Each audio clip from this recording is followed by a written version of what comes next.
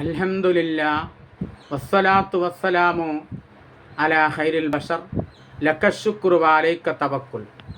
ഇന്നത്തെ ഹദീസ് ക്ലാസ്സിൽ പറയുന്നത് മനുഷ്യർ തമ്മിൽ സംസാരിച്ചിരിക്കുമ്പോൾ, കൂട്ടുകൂടിയിരിക്കുമ്പോൾ ശ്രദ്ധിക്കേണ്ട കാര്യങ്ങളെ സംബന്ധിച്ചാണ്.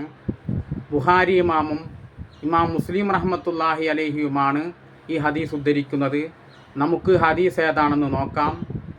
അനിബിൻ ഉമർ റളിയല്ലാഹു അൻഹുമ, മഹാനായ ഇബ്നു ഉമർ റളിയല്ലാഹു അൻഹുമ നബി സല്ലല്ലാഹു അലൈഹി വസല്ലം തങ്ങളെ തൊട്ടുദ്ധരിക്കുന്ന ഹദീസ്, അന്ന റസൂലല്ലാഹി സ്വല്ലല്ലാഹു അലൈഹി വസല്ലം ഖാല, തീർച്ചയായും റസൂലുള്ളാഹി സ്വല്ലല്ലാഹു അലൈഹി വസല്ലം തങ്ങൾ പറഞ്ഞു, ഇദാ കാനൂ സലാസത്തൻ ഫലാ യതനാജ ഇസ്നാനി ദൂന സാലിസി. നിങ്ങൾ 3 പേരുണ്ടെങ്കിൽ മൂന്നാമനെ മാറ്റി നിർത്തിക്കൊണ്ട് മറ്റു 2 പേർ രഹസ്യ സംസാരം നടത്തരുത്.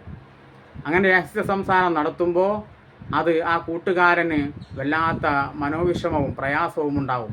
അവനെപ്പറ്റി എന്തൊക്കെയോ പറയുകയാണെന്ന് അവൻ തെറ്റിദ്ധരിക്കും. അല്ലാഹു സുബ്ഹാനഹു വ തആല മുജാദല സൂറത്തിലൂടെ പറയുന്നുണ്ടല്ലോ, ഇന്നമൻ നജ്വാ മിനശ് ശൈത്വാനി, തീർച്ചയായും ഗൂഢാലോചന അത് പൈശാചികമാണ്. പരസ്പരം സംസാരിച്ചിരിക്കുമ്പോൾ, കൂടിയിരിക്കുമ്പോൾ പ്രത്യേകം ശ്രദ്ധിക്കേണ്ട കാര്യമാണ് ഇങ്ങനെയുള്ള ഗൂഢാലോചനകൾ.